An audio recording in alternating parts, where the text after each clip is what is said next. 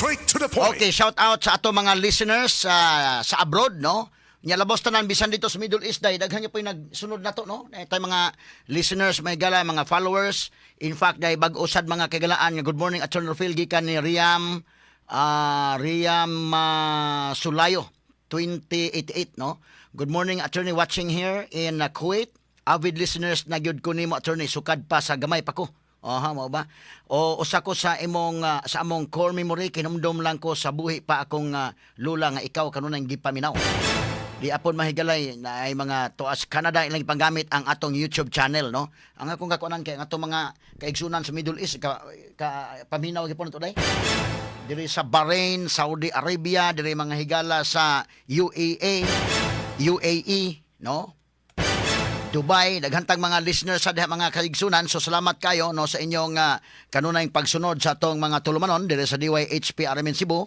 O bisan pa man sa kalisod karon nga naa mga higalay mga missiles nga beting buto-buto pero nakapaminaw gyapon sa atong programa mga kagalaan. Gamit nilang atong YouTube channel, Attorney Rufil Fernandez Banyok. Unya ang ato may galang Facebook page sub, ang Attorney Rufil Fernandez Banyok nga dunay checkmark, blue checkmark. Mao na mga kagalaan, no, nga ilang gisunod sad mo ni nga ubay-ubay niya. Ato mga, of course, mga listeners, mga followers within sa atong nasod nga ni apon mahigala sa radyo sad ang atong Kabisaya ng Mindanao ug sampan sa Luzon nga mabati sa atong regular mahigala traditional nga transmitter. May buntag ka natong tanan. Balik ta mahigala sa nga dugang mga hisgutanan karong nga buntaga.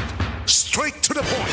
Now, ang update mga higala mao nga ang US o Iran padayon mga higala nga dunay bombardiyo nga nahitabo.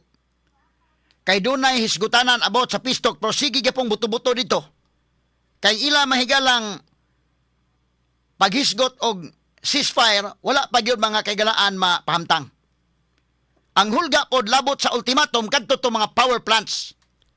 Labi na ang Krag Island nga mao ni mahigala ang dakong porsyento nga naa mga higala ang panginabuhi sa Iran, mga sukin tigpaminaw. Mao nay usa nga butyag ni Trump nga kung dili gyud mahigala mo negotiate ang Iran, malagmit og dili mahigala mo abli sa Strait of Hormuz, malagmit mapugos ang Amerika pagbombardiyo ni ining mga power plants sa Iran o pag-ilog mahigala ining isla diha sa may Strait of Hormuz. Straight to the point. So samtang si Trump mga kagalaan willing nga maminaw alang sa kalinaw mga higala nga hisgutanan diha sa Middle East, pero ang trupa sad karon mga kagalaan sa US military mas nisamot og kadaghan ang reinforcement nga naa karon mahigala sa Iran. Straight to the point. Pero ang Iran wa pod mahigala mo pakita kahadlok. Niingon sa bang Iran mahigala nga mulusad gani mo sa among ground diri. Doon na mo'y ground invasion nga himo on ready ang among mga sundao sa Iran. O kinirabang among mga sundao, andam ning mo patay o magpakamatay.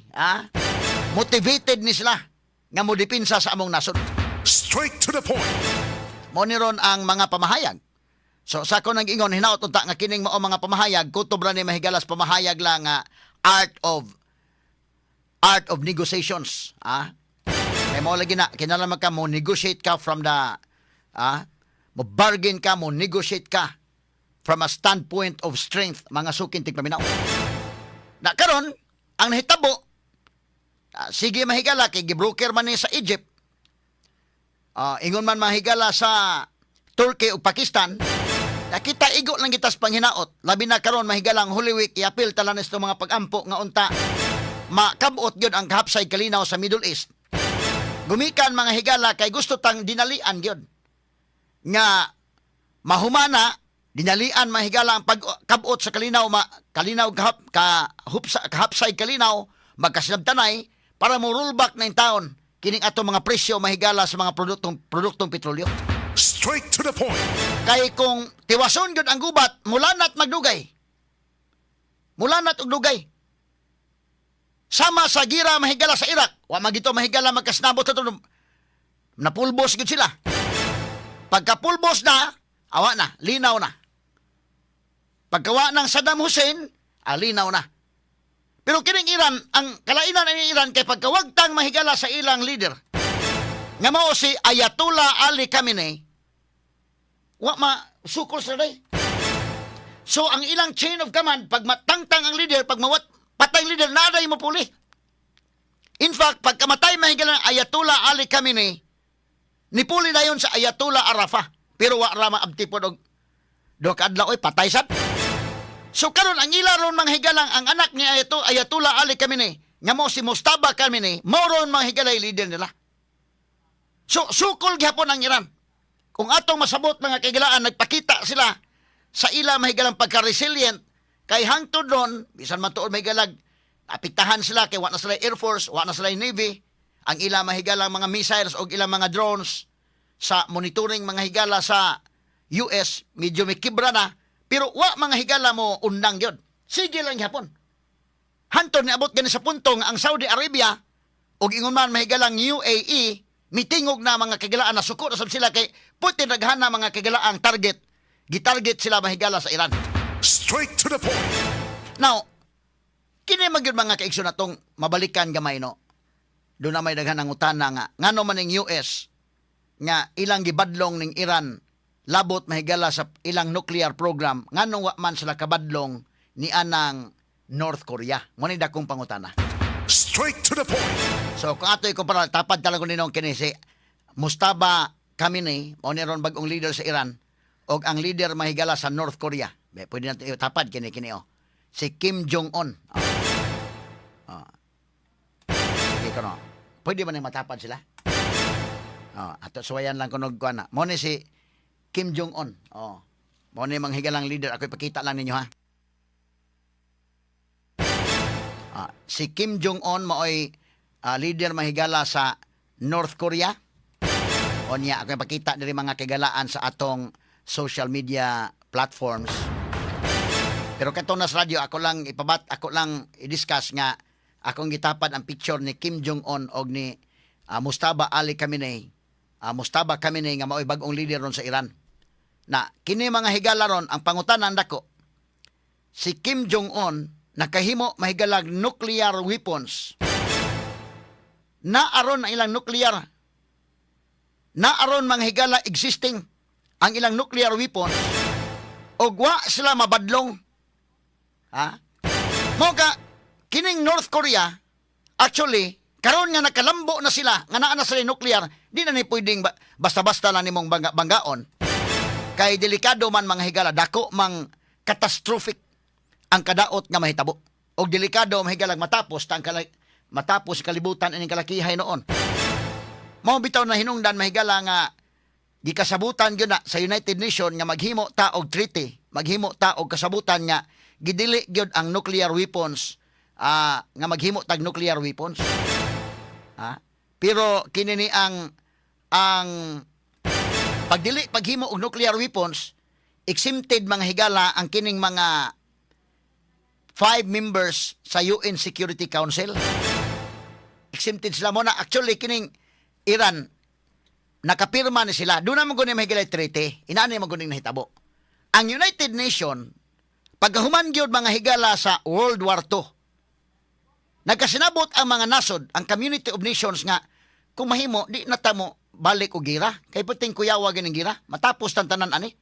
So, aron nga, malikayan ang pagkatapos sa kalibutan, kay delikado man World War III, matapos tantanan aning kalakiha. Kay nakita man mga higala ang epekto sa atomic bomb pagbuto mga kaigalaan dito sa Hiroshima ug Nagasaki. Sus, nakita man nakaadto magid ko ng Hiroshima, dito pa ang mga agi nila. Hantod ron, napang agi dito. Grabe catastrophic kayo ang kadaot paghug sa bomba dito may higala sa Amerika, mo'y nakapasurin nila sa Japan. Muna nga nagsabot ang mga nasod nga maghimo tag treaty, maghimo tag kasabutan nga gidili na gyud ang nuclear weapons. Nya kisa may mga leaders tibuok kalibutan nga mga dagko. Ang mga dagkong leaders mao man ning US. Kining Russia sa una kauban man ning US. Nagkakompetensyahay na sila kaysa may dagko mahigala. Sa recent ko na nagkakompetensyahay na. Kining Russia sa naginganlan ng USSR. United Soviet Socialist Republic, USSR. Kauban man ni sa una ang US o ang Russia. Kaya hawd-hawd kani adto katuman Japan ug ang Germany, sila nagkuyog atol sa World War II. Na karon pag human sa gira, nagkasnabot sila mga 1960s, nagkasnabot ang mga nasod, sila may leader, medyo discriminatory ni mahigala gamay ning naay gitawag og NPT. Unsa man ang NPT? Non-Proliferation Treaty. Nuclear Non-Proliferation Treaty. Kana sa nga treaty, kasabutan kana. Ang United Nations ginagpasiugda na day. Nga magsabot ta nga gidili gyud ang nuclear weapons. Pero nagsabot ning lima nga kita exempted ta.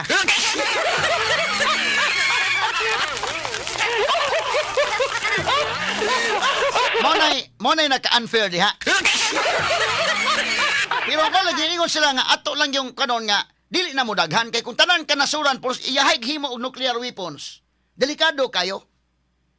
Unya, siguro po sila nga dili ta terrorist.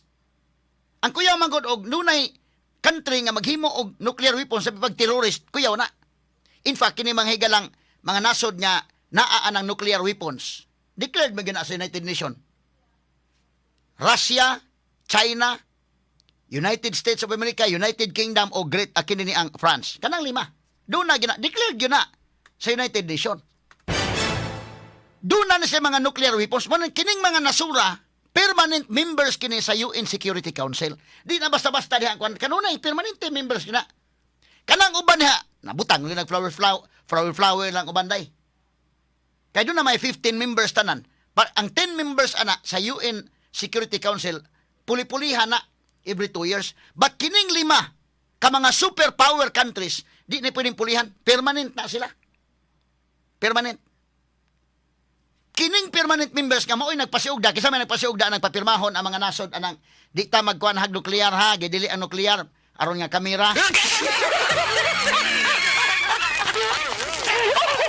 Ang nagpasiugda na ang US, ang Soviet Union ug ang Great Britain. Kini silang tulog yun. Isunod ng France ug kini ni ang China. Mga gamahanan mo sila. Mura ba sila naghimo sila balao-balao dahil nga sabota kay kita may mga gamahanan. Kini mga gagmay, wa na mo appeal. Ha? Gidili ang nuclear weapons ninyo. Kami na okay rami. So, gipapirma ang kanasuran. Muna tabo. Ni ana mahigalang year 1968. Gipapirma ang mga kanasuran sa tibok kalibutan. Kay ang ato bangang kalinaw, di na mo sugot nga mubalik ang World War II. Kay kita bata, what was the result, the consequences, ang catastrophic consequences during the World War II sa dihang gibuhian mahigala sa Amerika ang atomic bombs. Didto mahigala sa Nagasaki ug Hiroshima. Bungkag mga kaigalaan. Hesus Ginoo ko. Naahat yung surrender ng Japan. Isang kamot sa Japan eh. Kaway-kaway ang flag Japan surrender.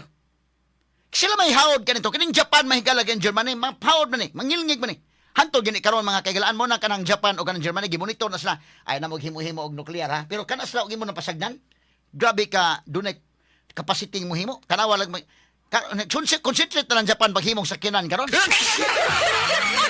Kana wa hapit tanan sakyanan nato ni Toyota di mahigalay mga Mitsubishi pero mga Japanese cars yung mga lig-on kay mga sakyanan mahigala kining mga Japanese o kining mga German nga mga sakyanan. Pore kuan sa uban kay siyempre ang US kan mga Ford dig on basad kay Amerika guna nga mga kuan pero kining Japan wa ning palupig kining Japan o kining Germany kani adto hawod ni sumo kana nga pag igo sa atomic bomb dito sa Hiroshima o sa Nagasaki surrender Japan nakita nila nga kuyaw magining bombaha patay man astang uk-uk ini bombaha.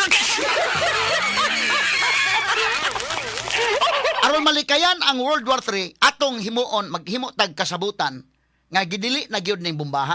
Nya kita kay naa naman tandaan aning bombaha, okay ra ta. Muna ang nagpasiugda na nga gipapirma ang kanasuran sa gitawag mahigalag Nuclear Non-Proliferation Treaty, NPT.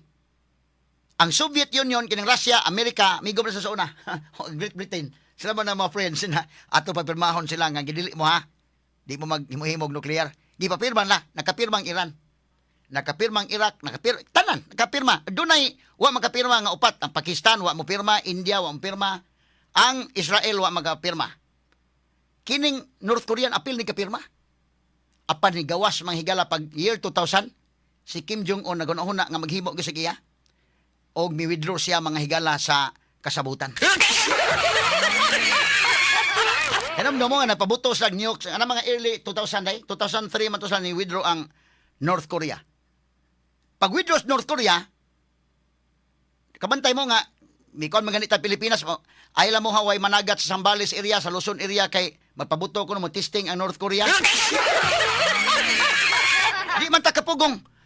Di ta kapugong. Ngilngig man kayo kinana go nakahimo na go nuclear wa mabantay day. Ngano wa man mabantay?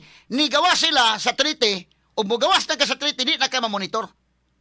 Kay doon naman mga higala kini kung United Nations supposedly United Nations may mobadlong. Ang Iran gani karon nakunahuna man mugawas na day. Manundog sa North Korea. Pero ang consequence mo ko din kining kanasuran mga higala nagpinirmahay na sila ana kay aron nga kon pod friends ba mga kwanta friendly nations mo nakabantay mo ang North Korea nga nagbutbuot po sa iya ma-isolate ka bantay ka nga dili ka na mo amigo ana lang ikaw lang inusara lang ka diha so mo nang North Korea why friends except mahigala sa Russia o ang China kabantay mo North Korea o, kita mga Pilipinas gusto ka mo suroy Korea ato ka South Korea di man suroy kag North Korea dili pwede daghan ang mga kuanon nga wa may biyahe po dito. Ano sa mga baktas ka dito kay? Na-isolate siya kada bang wa kay labot. Mura ba tag o sa mga kauban pa ni Rem, mura ba kag ikaw bati magbatasan na ina mag-friends mi diri ikaw wa kay labot na nami mga lakaw wa kay labot. Ma-isolate ka. Dunay daghang sanctions nga ihatag nimo. Ang trade, ang business. So man imo sa una-unaon nga asa may palabihon nimo ang trade, ang business, ang pagka-friendly nimo or maghimo gyud kay imong armas. Kay sanksyonan man ka sa United Nation. Mabit kabantay ka kanang United Arab Emirates ay malambuon sila United Arab Emirates, Qatar. Dawat sa mga tourist. Pero ang Iran di man kakakuan. Kay ngano, naghimo-himo man mo inyong nuclear program di mi mo sugot ana, di isolate mo. Pero ang ubang kanasuran pilion nimo sa magadag na kay mga friends, managhigala ta, business atong atimanon or kanang himo-himo gyud kag imong armas. Mo na kanang United Arab Emirates malambuon kay sila. Ilang magikuan, mo na kanang GCC country. Gulf Cooperation Council. Ang mga members ana unom ka mga nasod. Mo na kanang ang leader na mahigala kanang Qatar. Mo dato ng Qatar. Sa Gulf ang Qatar pinakadato second ang Saudi third mahigalang United Arab Emirates. Mo na kanang pinakataas nga building sa kalibutan naa sa United Arab Emirates. Nalupigan na nila ang Taiwan. Katong Taipei 101. Karon ang pinakataas ka ng Burj Khalifa naa sa United Arab Emirates malambuon kay sila ila man gipalabi nga business ta nginabuhi ta kay og mohimo-himo kag imong armas mahimo mig nuclear i-isolate ka wala dili ta friends oy ang business awa kay labot sa mong business so ma-isolate ka mura kag naginusara ba na kining Iran mo na ilang gi kuan mo na Kim Jong-un kabantay mo Kim Jong-un mura gyud why friends siya ra ha ambot gani asa na siya magpatupi.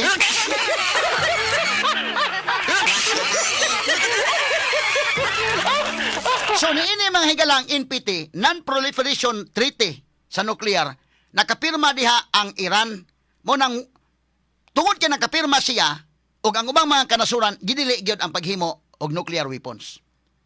So ang nahitabo, ang United Nation doon na say watchdog. Kuan niha kanang independent watchdog nga mao kanang gitawag mga higala og International Atomic Energy Agency. Kanang gitawag og IAEA. Mo na mo monitor.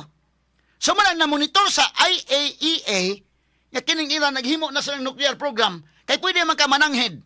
Bisa kita Pilipinas mananghid may maghimo may nuclear para sa mga power plant lang. Pwede civilian ba? Nga in fact during the time of Marcos Sr. naa man tay nuclear plants nga atong giplanuhan.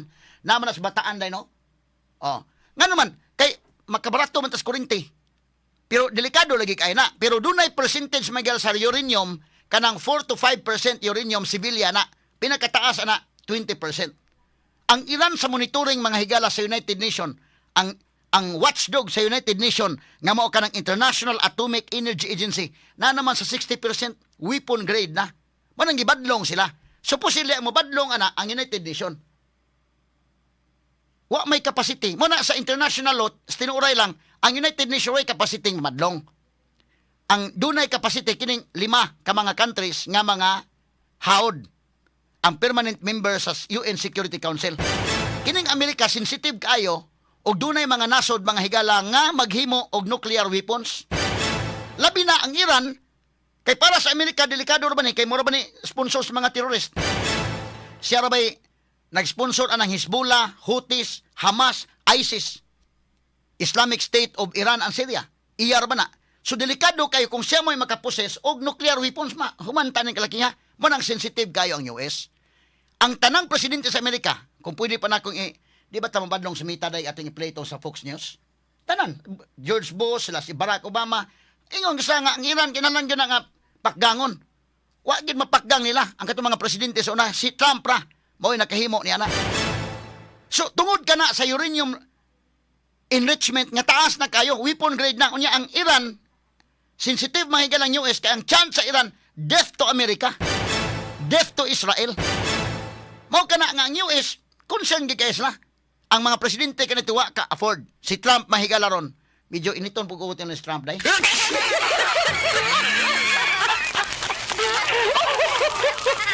Mao'y naka-afford mahigala himo ana. Ang North Korea wa naman ang mabantay kay once mo gawas ka sa treaty, dili na ka ma-monitor sa United Nations. Dili nila pasudlon ang taga International Atomic Energy Agency. Wa dili mo sud dili man may membro. Parihara na sa Rome Statute ba? Rome Statute, kita Pilipinas nakapirma ta. But nigawas ta during the time of Duterte. Wa na mo jurisdiction namo kay wa na may pirma. Nigawas naman mi. Mo nang lalisunon kayo. Ang ubang mga nasod wa makapirma.